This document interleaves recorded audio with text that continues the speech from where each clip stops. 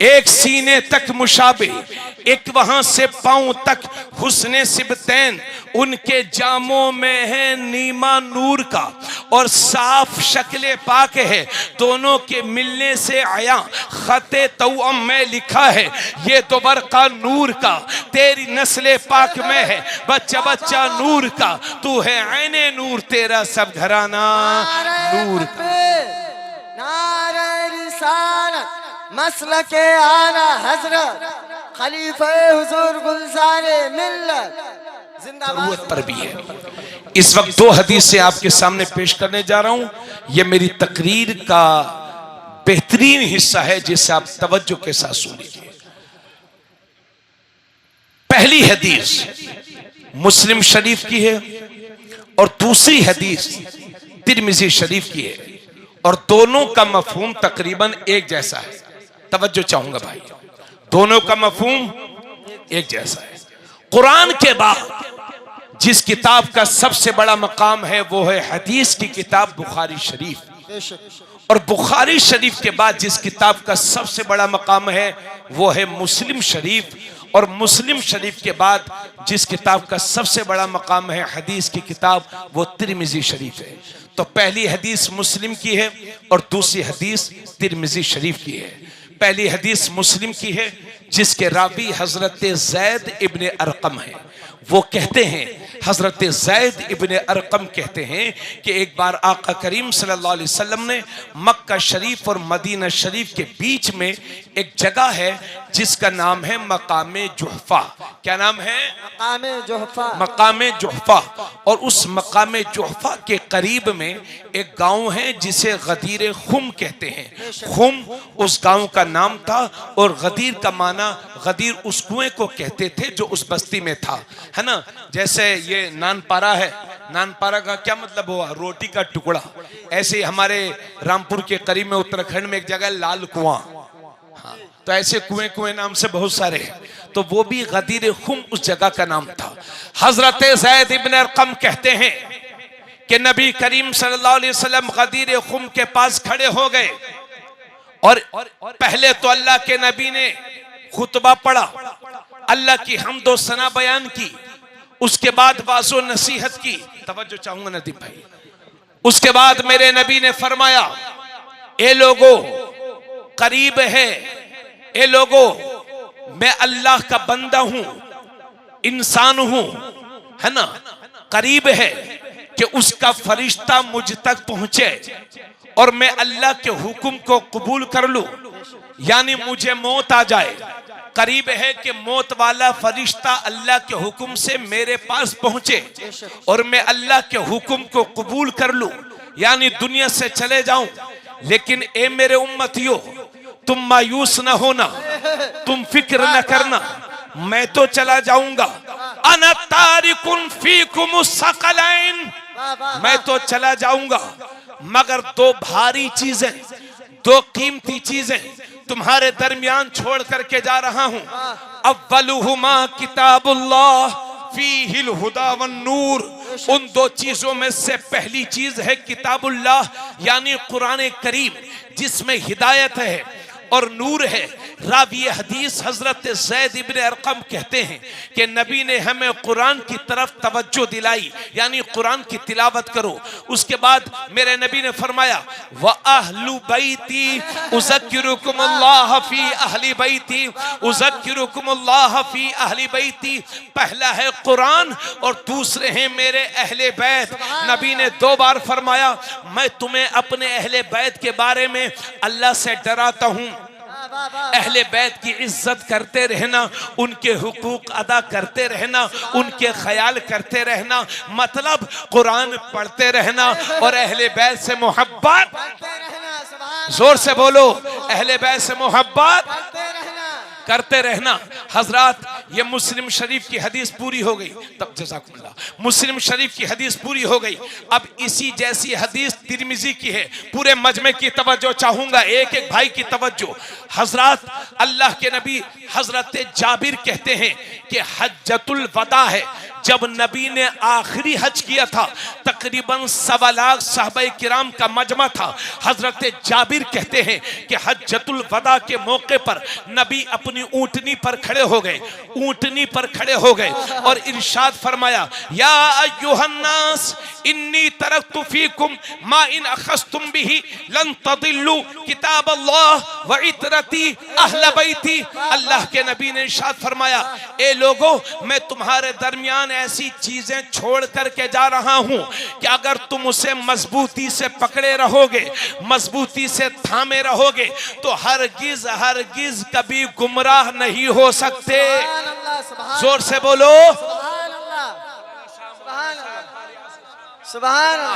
हरगिज हरगिज कभी गुमराह नहीं हो सकते।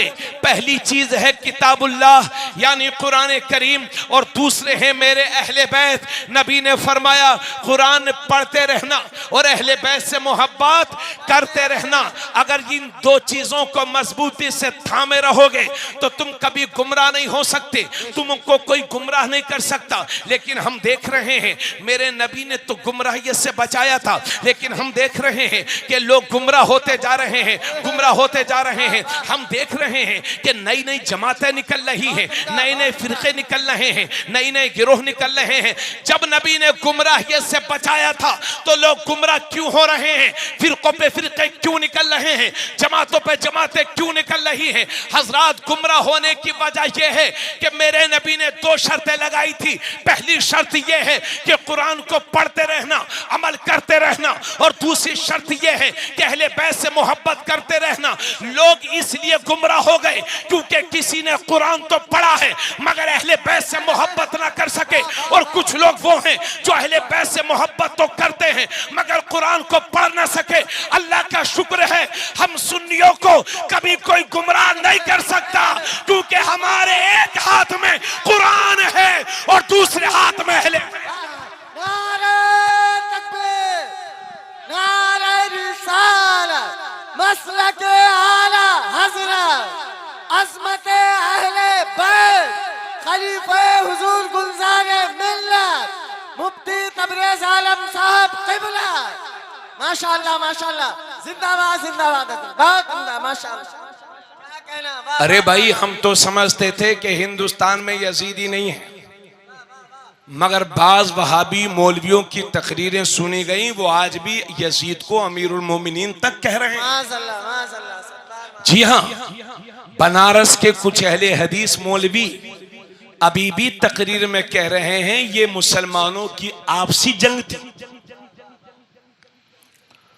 तो लोग कुछ इसलिए गुमराह हो गए कि उन्होंने कुरान तो पढ़ा मगर अहले बैत से मोहब्बत ना कर सके, और कुछ वो हैं जो रात भर अली अली और पंजतन तो करते हैं मगर कुरान में 40 पारे मानते हो, कहते हैं 10 पारे हजरत अली की बकरी खा गई। माशाअल्लाह माशाअल्लाह। हाँ, ये रात भर हसन हुसैन करेंगे मगर कुरान पर सही मानों में अमल, इसलिए वो भी गुमराह हो गए। तो कुछ लोग खारजी बन गए, कुछ लोग राफजी बन गए। अल्लाह का शुक्र है हम सुन्नी मुसलमान हैं, हमारे एक हाथ में कुरान है और दूसरे हाथ में अहले बैत का दामन है। और जिस वक्त नबी ने यह फरमाया था उस वक्त यह भी फरमाया था कि ये दोनों भी आपस में कभी जुदा ना होंगे, ना अहले बैत कुरान से जुदा हो, ना कुरान अहले बैत से जुदा हो।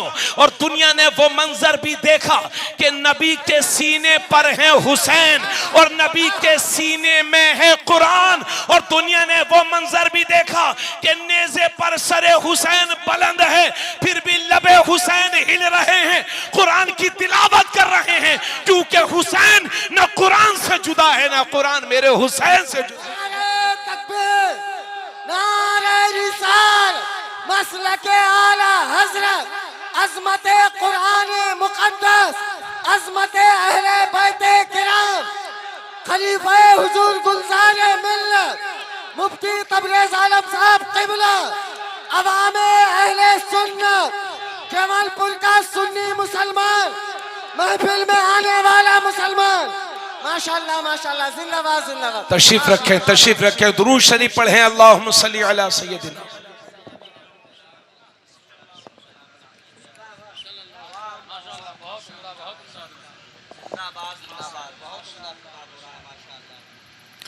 आप मुझे बताइए, नबी दुनिया से तशरीफ ले गए, हमें क्या चीजें दे करके गए?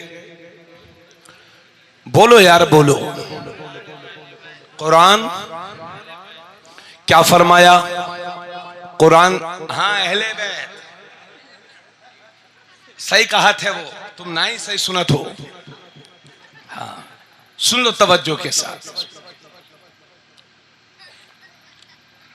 चुपो चुपो बेटा चुपो।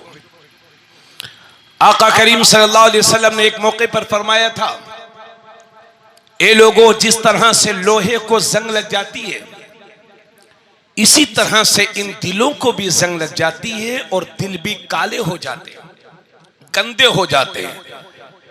भाइयों, जैसे हमारा जिस्म बीमार होता है, हमारी रूह भी बीमार होती है। जब अच्छा खाना बुरा लगता है तो समझो जिस्म बीमार है, और जब हक बात कड़वी लगती है तो समझ जाओ कि रूह बीमार है। जब जिस्म बीमार हो तो डॉक्टर के पास जाओ, जब रूह बीमार हो तो आलिम रब्बानी के पास जाओ। जिस्मों का इलाज ये तबीबे जिस्मानी करेंगे और रूहों का इलाज तबीबे रूहानी करेंगे। तो मेरे नबी ने फरमाया था, लोगों, जिस तरह से लोहे को जंग लग जाती है, इन दिलों को भी जंग लग जाती है, दिल भी गंदे हो जाते, मैले हो जाते हैं, काले हो जाते हैं। सहाबाए किराम ने अर्ज़ किया, या रसूल अल्लाह, दिलों की गंदगी कैसे साफ होगी? दिलों का मैल कैसे साफ होगा? तो अल्लाह के नबी सल्लल्लाहु अलैहि वसल्लम ने फरमाया, अगर दिलों की गंदगी दूर करना चाहते हो तो कसरत के साथ मौत को याद किया करो और कुरान करीम की तिलावत किया करो। कसरत के साथ यानी अक्सर व बेशतर मौत को याद करो। सुनो भाई, सुने ना आप लोग, और कुरान की तिलावत करो। लेकिन हम आजकल देख रहे हैं कि लोग कब्रिस्तानों में जाकर भी ठट्टे लगाते हैं। पहले लोगों के कपड़े गंदे होते थे, दिल अच्छे होते थे। आज अक्सर आदमी सफेद लिबास पहना हुआ है, मगर उस सफेद ड्रेस के अंदर जो दिल है वो बहुत काला है। अल्लाह हिदायत नसीब करे। तो मेरे नबी ने दो चीजें दी हैं, कुरान और अहले बैत। लेकिन मैं बड़े अफसोस के साथ कहता हूं, हमने क्या किया? एक हाथ में अहले बैत का दामन तो थामा, लेकिन जिस हाथ में होना चाहिए कुरान, उसमें थाम लिया हमने ढोल। जी, हक बात बोल रहा हूं, मेरी बुराई मत करिएगा। दीन को समझने की कोशिश करता हूं। जिसको सही से 4-5 सूरतें तक भी याद नहीं हो, उसे आलिम की मजम्मत करने का कोई हक नहीं है। हाँ, जिसे नमाज भी पूरी याद ना हो, वो मुफ्तियाने किराम पर उंगली उठाएंगे, ये उनके हक में अच्छा नहीं है। दीन आलिम अच्छा समझता है, लेकिन अल्लाह जाने जैसे मुहर्रम का चांद दिखाई दिया, अल्लाह जाने कौन ऊपर से ट्रेनिंग देता रहता है। किसी मौलाना की नहीं मानेंगे, किसी इमाम की नहीं मानेंगे, और इमाम साहब ज्यादा बोले तो उनकी छुट्टी। जी हाँ, यही तकरीर तकरीबन 5 साल पहले मैंने बलरामपुर में की, और मैंने कहा एक हाथ में, जिस हाथ में कुरान होना चाहिए उसमें ढोल थाम लिया। तो एक साहब खड़े हो गए, बोले हजरत साहब ढोल को बुरा मत कहना। मैंने कहा क्यों? बोले हमारे पीर साहब ने फतवा दिया है कि ढोल बजाना सवाब है, और उस पर 40 मुफ्तियों के दस्तखत हैं। समझ गए? पहले मौलाना ज्यादा मिलते थे, मुफ्ती कम मिलते थे। आज मुफ्ती ज्यादा हैं, मौलाना कम है। जिसे देखो भैया 2-4 जमातें पढ़ी नहीं, मुफ्ती बना घूम रहा है। उर्दू का इमला तक ठीक नहीं है। मुफ्ती सब ना कहो तो उनका मूड खराब हो जाए। अब ये मौलाना रेहान, मुफ्ती रेहान साहब हैं, ये माशाल्लाह 9 साल इन्होंने पढ़ा है। मैंने खुद भी 13 साल मदरसे में पढ़ा है। बरेली शरीफ में एक बच्चे को देखा, मेरे पास रहता था तो एदारिया में पढ़ता था। 3 साल के बाद मुझे मिला तो कैलेंडर लेकर आया मेरे पास, उसमें लिखा जश्न दस्तारे इफ्ता। एक दिन मैंने अनवार शरीयत सुनी तो वल्लाह सही से बता रहा हूं, वो उर्दू भी नहीं पढ़ पा रहा था और 3 साल में मुफ्ती हो गया। तो ऐसे मुफ्ती बहुत घूम रहे हैं। उस मुफ्ती के कलम को सलाम कि जो वाकई मुफ्ती है और कुरान और हदीस की रोशनी में जवाब देता है, लेकिन वो मुफ्ती समाज के लिए बोझ है जो सही मानों में मुफ्ती नहीं है, सिर्फ टाइटल रखने का शौक है और समाज में इंतशार बर्पा करता है। तो ऐसे मुफ्ती मिल गए होंगे 40 सुने, और उनका पीर क्या फतवा देगा हम जानते नहीं है। पीर साहब को कितना आता जाता है, पीर साहब फतवा देंगे। हम अल्लाह का शुक्र है ताजुश शरिया के मुरीद हैं। वैसा मुफ्ती जिसके कलम को जमाना सलाम करता है, लेकिन भाई हर पीर इस काबिल नहीं होता कि वो फतवा भी दे सके। सियादत और आजमत मेरे सरों का ताज है, मगर ये मुफ्ती बनने में बहुत मेहनत लगती है। अरे मुफ्ती तो छोड़िए यार, 9 साल कोई आलिम बुखारी शरीफ तक पढ़ता है तब उसे मौलाना कहलाने का हक है जी। तो उनके पीर साहब ने फतवा दिया।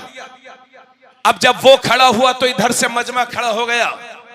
ऐसा लगता था कि यहीं एक कहीं जंग ना हो जाए, यहीं इंतशार ना हो जाए।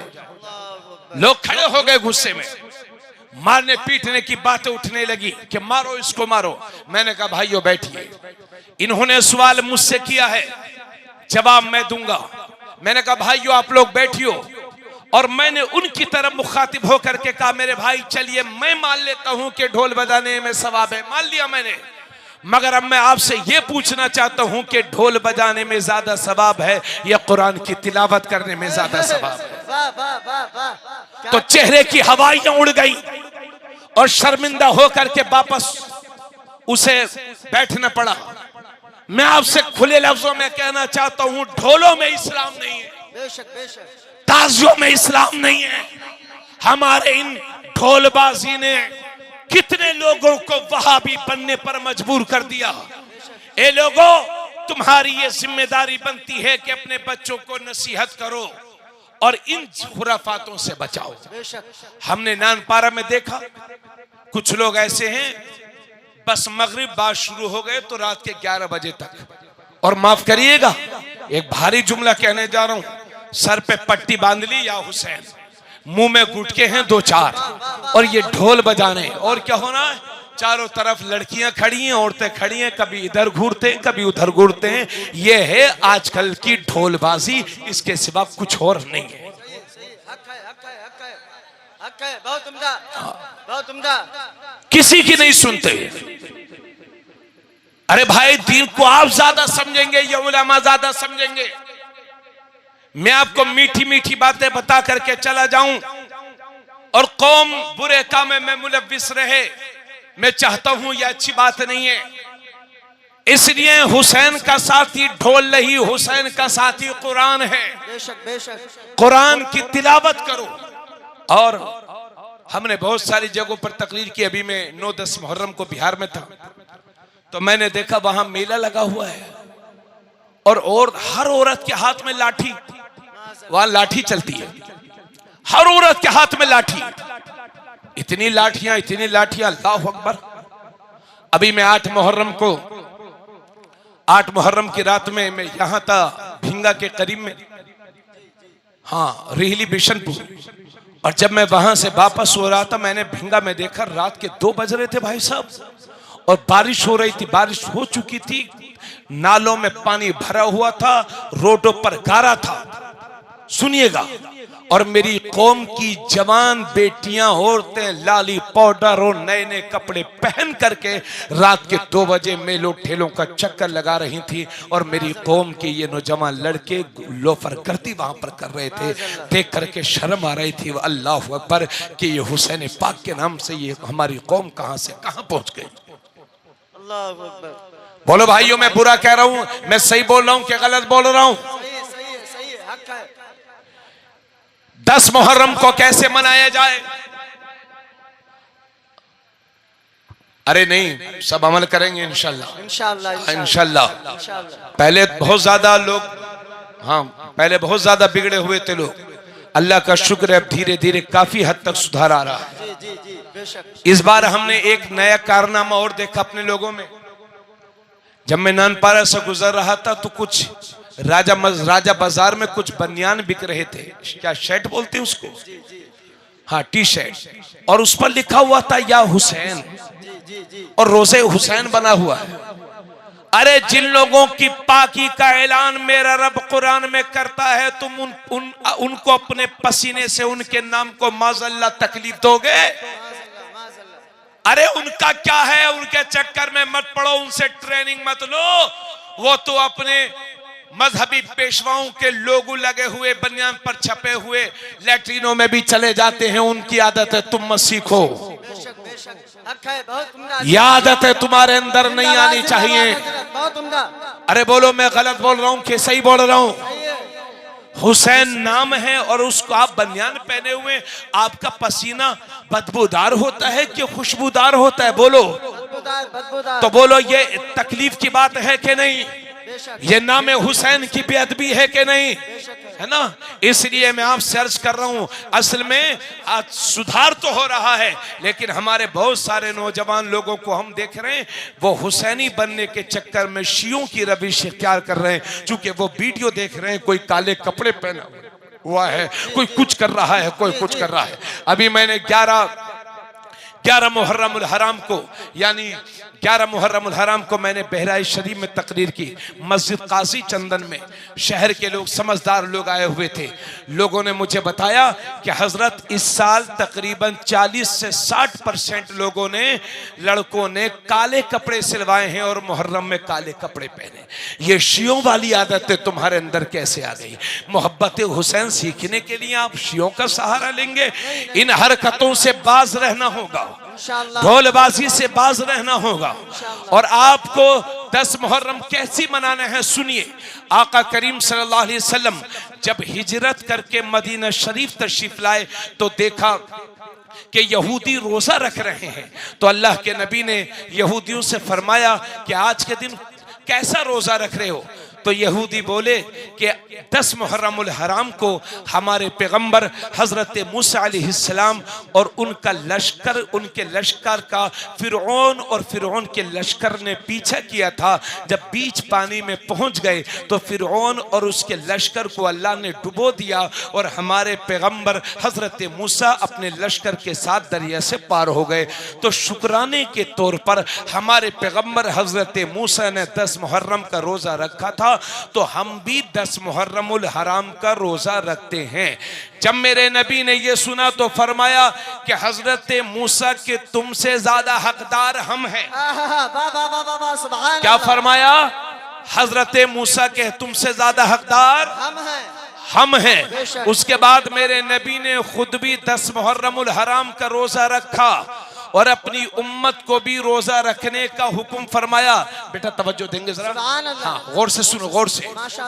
अब जब इधर भी रोजा रखा जा रहा है, उधर भी रोजा रखा जा रहा है, यहूदी भी 10 मुहर्रम की ताज़ीम कर रहे हैं, ईसाई भी 10 मुहर्रम की ताज़ीम कर रहे हैं और मुसलमान भी 10 मुहर्रम का रोजा रख रहे हैं। तब कुछ सहाबा ने अर्ज किया, या हजरत अब्दुल्ला इब्ने अब्बास ने अर्ज किया, या रसूल अल्लाह 10 मुहर्रम को रोजा हम भी रख रहे हैं, यहूदी भी रख रहे हैं, तो ये मुशाबहत नहीं हो रही है? तो अल्लाह के नबी ने फरमाया लअसूमन्न तासिआ, अगर मैं अगले साल जिंदा रहा तो 9 मुहर्रम का भी रोजा रखूंगा। सुभान अल्लाह माशाअल्लाह। लेकिन आका करीम सल्लल्लाहु अलैहि वसल्लम ने यह फरमाया उस अगला मुहर्रम आने से पहले ही हुजूर का विसाल हो गया था और हुजूर 9 मुहर्रम का रोजा ना रख सके, लेकिन ख्वाहिश का इजहार फरमाया था कि अगर मैं जिंदा रहा तो 9 मुहर्रम उल हराम का भी रोजा रखूंगा। इससे ये पता चलता है कि मुहर्रम उल हराम में 2 रोजे यानी 9 मुहर्रम और 10 मुहर्रम के रोजे ये सुन्नत हैं। अगर 9 मुहर्रम और 10 मुहर्रम ना रख सको तो 10 और 11 मुहर्रम रख लो। रमजान शरीफ के रोजों के बाद अगर सबसे ज्यादा किसी रोजे की फजीलत है तो वो मुहर्रम के इन 2 रोजों की फजीलत है। बेशक बेशक तो रखेंगे इंशाअल्लाह। इंशाअल्लाह। मेरी बहनों, तुम सैयदा फातिमा ज़हरा की कनीज हो। बेशक। मैं आपसे अर्ज करता हूं अपनी बेटियों को मेले ठेले ना भेजो। सही है।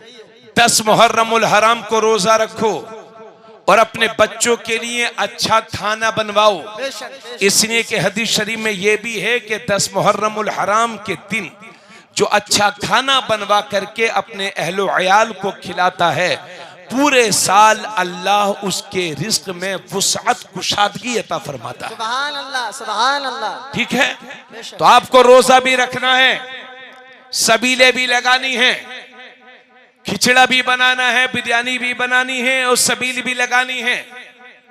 अगर कोई रोजा रखे तो सुभान अल्लाह, लेकिन रोजा ना भी रखे तो उस पर आप लान तान ना करें, जी बेशक। क्योंकि मुहर्रम का रोजा रमजान के रोजे की तरह फर्ज नहीं है। इतनी बातें कहने के बाद अब आइए एक मिसाल के तौर पर आपको एक बात अर्ज कर रहा हूं। आप कभी हैदराबाद कुछ लोग गए होंगे, नहीं गए होंगे तो कानपुर बहुत सारे लोग गए होंगे। कानपुर की बड़ी चीजें मशहूर हैं, लेकिन कानपुर की बिरयानी के साथ बड़े चर्चे होते हैं। अली मोहम्मद, अच्छा वहां बिरयानी मिलती है? अच्छा माशाल्लाह, अल्लाह सलामत रखे। हैदराबाद की बिरयानी बड़ी मशहूर है और जब जब जिक्र होगा तो मुरादाबाद की बिरयानी को भी मत भूलिएगा। लेकिन यही बिरयानी आप बंगाल में बनाएंगे तो इतने मोटे मोटे चावल का पुलाव तो बन सकता है, लेकिन कानपुर और मुरादाबाद की बिरयानी नहीं बन सकती। अच्छी बिरयानी कब बनेगी? जब साफ सुथरा पानी हो, अच्छे चावल हो, अच्छे मसाले हो, बनाने वाला माहिर हो और सुन्नी मुसलमान के हाथ के ज़बीहे का गोश्त हो। बाज लोगों ने जहां फिराई, चिकन फिराई देखी बस जुट गए। हराम ग़िज़ा बदन पर सबसे ज्यादा बुरा असर करती है। अल्लाह के नबी सल्लल्लाहु अलैहि वसल्लम फरमाते हैं, जिसके पेट में एक लुक़मा हराम का पहुंच जाता है, 40 दिन तक उसकी कोई भी इबादत कबूल नहीं होती। वहाबियों के हाथ का ज़बीहे का गोश्त नाजायज़ व हराम है। इसलिए जहां गोश्त देखा, बाज लोगों की आदत है जहां बस गोश्त का उर्दू लिखा देखा बस पहुंच गए। ये भी पता निकाल लिया करो कि ये सुन्नी है कि नहीं सुन्नी है। तो हजरात फिर सुन लीजिए, अच्छी बिरयानी तब बनेगी जब ओरिजिनल मसाले हो और शानदार चावल हो, अच्छा पानी हो, बनाने वाला माहिर हो और सुन्नी के हाथ के ज़बीहे का गोश्त हो तो अच्छी बिरयानी बनती है। और जब अच्छा दूध हो, उसी के मुताबिक चावल हो और बेहतरीन मेवे हो तो फिर अच्छी खीर बनती है। फिर सुन लीजिए, जब अच्छे चावल हो, अच्छे मसाले हो, बनाने वाला माहिर हो, अच्छा गोश्त हो, जब ये सब चीजें मिलती हैं तो बेहतरीन बिरयानी बनती है।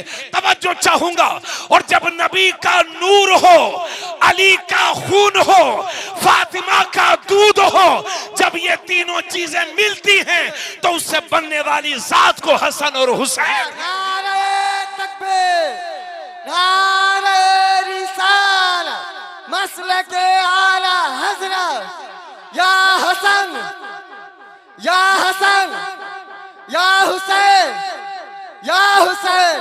माशाअल्लाह, माशाअल्लाह, वाह वाह, क्या कहना। वाह, जब नबी का नूर हो, वाह, अली का खून हो, वाह, वाह, फातिमा का दूध हो, जब ये तीनों चीजें मिलती हैं तो उससे बनने वाली जात को हसन और हुसैन कहते हैं। हजरात, आप मुझे बहुत जानते हैं, मौलाना नदीम रज़ा साहब मुझे बहुत जानते हैं, मौलाना रिहान साहब मुझे बहुत जानते हैं, लेकिन मेरे बाप से अच्छा तो मुझको नहीं जान सकते। बेशक, बेशक, बेशक। मैं आपके बारे में आपके बाप से अच्छा ज्यादा नहीं जान सकता। बिल्कुल। तो फिर इमाम हसन हुसैन के बारे में मौला अली से अच्छा कौन जान सकता है? अब जरा शान हसन हुसैन सुनने के लिए तैयार हो जाओ, इसलिए कि महफिल हो हुसैन पाक के नाम की और जिक्र हुसैन ना हो तो फिर जरा तिश्नगी रह जाती है। तवज्जो चाहूंगा। तो हजरत अली रज़ियल्लाहु ताला अन्हु फरमाते हैं, अल हसन अशबह रसूलुल्लाह सल्लल्लाहु अलैहि वसल्लम मा बैन सदरी इला रास। हजरत अली फरमाते हैं कि सर से लेके सीने तक इमाम हसन देखने में हुजूर की तरह लगते थे। वाह वाह वाह वाह वाह। सर से लेके सीने तक इमाम हसन हुजूर के मुशाबे थे। वल हुसैन अशबह नबी मा कान असफल मिन जालिक, और सीने से लेके पैर तक इमाम हुसैन हुजूर के मुशाबे। वाह वाह वाह वाह। सुभान अल्लाह सुभान अल्लाह। सर से लेके सीने तक इमाम हसन हुजूर की तरह लगते थे और सीने से लेकर के पैर तक इमाम हुसैन हुजूर की तरह दिखते थे। यही वजह है कि जब मेरे नबी दुनिया से तशरीफ ले गए और सहाबा का दिल करता कि नबी को देखें तो इमाम हसन हुसैन को करीब करीब खड़ा कर दिया करते थे और नबी की याद ताजा हो जाया करती थी। वाह वाह वाह। सुभान अल्लाह सुभान अल्लाह। मेरे इमाम फरमाते हैं एक सीने तक मुशाबे, वाह वाह वाह। जोर से बोलो, सुभान अल्लाह। एक सीने तक मुशाबे, एक वहां से पांव तक। इधर देखिए इधर देखिए इधर देखिए। अच्छा भाई केवलपुर वालों एक बात बताइए, हुजूर सल्लल्लाहु अलैहि वसल्लम का साया था कि नहीं था? नहीं था। आप सबसे मैं पूछना चाहता हूं कि हुजूर का साया नहीं था कि नहीं था? नहीं था। बिल्कुल नहीं बोल रहे हो। हो। ठीक है ठीक है ठीक है, मत बोलो मत बोलो। हाँ अब मत बोलो, अल्लाह ताला आपको हिदायत दे। आमीन। हुजूर का साया नहीं था, ये बात बिल्कुल क्लियर है। लेकिन आला हजरत ने एक जगह साया दिखाया है। वाह वाह वाह। और आला हजरत फरमाते हैं मादूम न था साया शाहे सकलैन। वाह। जो चीज होती है उसे मौजूद कहते हैं बेशक। और जो नहीं होती उसे मादूम कहते हैं। तो आला हजरत फरमाते हैं मादूम न था साया शाहे सकलैन। साया माने साया, शाह माने बादशाह, सकलैन माने दोनों जहान। आला हजरत फरमाते हैं कि दोनों जहान के सरदार का साया मादूम नहीं बल्कि मौजूद था। सुभान। तो साया मौजूद था, देखना यह है कि उस साये का जलवा कहां था। मादूम ना था साया शाहे सकलैन, उस नूर की जलवागाहती जाते हसनैन। तमसील ने उस साये के दो हिस्से किए, आधे से हसन बने हैं आधे से हुसैन। सुभान अल्लाह सुभान अल्लाह। आधे से हसन बने हैं आधे से हुसैन। आका करीम सल्लल्लाहु अलैहि वसल्लम फरमाते हैं अल हसन वल हुसैन सय्यदा शबाबी अहलिल जन्नह। हसन और हुसैन ये दोनों जन्नती जवानों के सरदार हैं, क्योंकि जन्नत में न कोई बूढ़ा जाएगा न कोई बूढ़ी जाएगी, बल्कि जितने बूढ़े बूढ़े बूढ़ी होंगे वो सब जवान कर दिए जाएंगे। अगर दोबारा से जवानी चाहिए, दोबारा से जवानी चाहिए तो ईमान पर कायम रहना, ये जवानी फिर से मिलेगी, वरना जहन्नम में जाके तो टूटी फूटी कमर भी मजीद टूट जाएगी। अगर ये जवानी दोबारा देखना चाहते हो तो ईमान पर कायम रहो। तो हुजूर फरमाते हैं हसन और हुसैन ये दोनों जन्नती जवानों के सरदार हैं। और दूसरी हदीस में फरमाते हैं इन्नल हसना वल हुसैना हुमा रैहानी मिन दुनिया। बेशक हसन और हुसैन ये दोनों मेरे दुनिया के दो फूल हैं, फूल। सुभान अल्लाह सुभान अल्लाह। यही वजह है कि नबी अपने इन नवासों को कभी चूमा करते थे, कभी सूंगा करते थे, कभी चूसा करते थे। हजरत अबू हुरैरा कहते हैं यमतस्सु लुआबल हुसैनी कमा यमतस्सु रजुलु तमरता। आदमी जैसे खजूर चूसता है इसी तरह से मेरे नबी लुआबे हुसैन चूसते थे। सुभान अल्लाह सुभान अल्लाह। तो कभी चूसते थे, कभी चूमते थे, कभी सूंघते थे और कभी सूंघते थे, क्योंकि मेरे नबी फरमाते हैं ये दोनों मेरे दुनिया के दो फूल हैं। और मेरे भाइयों ये आप भी जानते हो कि फूल जैसा होता है खुशबू वैसे ही होती है। फूल गेंदे का हो तो खुशबू गेंदे की होगी, फूल चमेली का हो तो खुशबू चमेली की होगी, फूल गुलाब का हो तो खुशबू गुलाब की होगी, और फूल मोहम्मद का हो तो खुशबू मोहम्मद की होगी। क्या बात रजा उस चमनिस्तान करम की, सहरा है कली जिसमें हसन और हुसैन। सुभान अल्लाह। नारे तकबीर, नारे रिसालत, मसलक